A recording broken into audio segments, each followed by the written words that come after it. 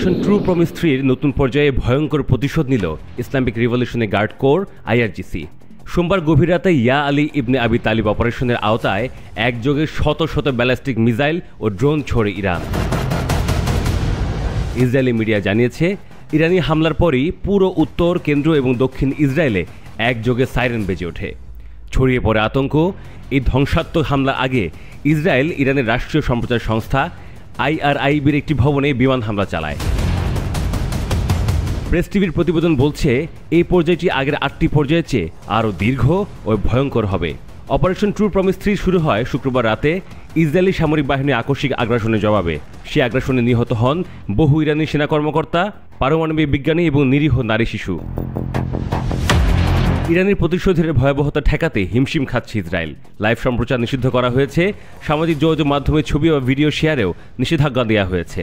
তবুও ফাঁস হয়ে যাওয়া কিছু ভিডিওতে দেখা গেছে আতঙ্কিত ইসরায়েলি বাসিন্দারা গুহা ও আশ্রয়কেন্দ্রে লুকিয়ে আছে।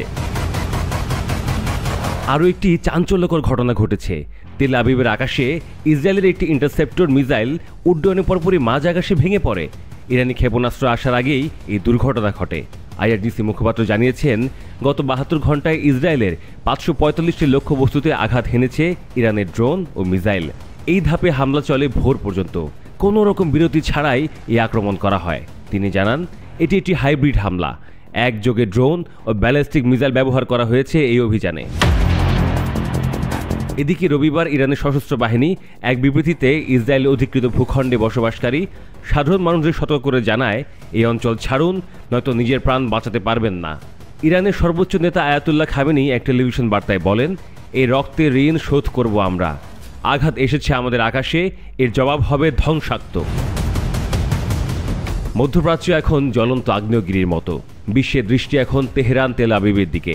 প্রতিশোধের এই আগুন কোথায় গিয়ে থামে, এর পরিণতি কতটা ভয়ঙ্কর হবে, চলছে সেই হিসেব নিকেশ।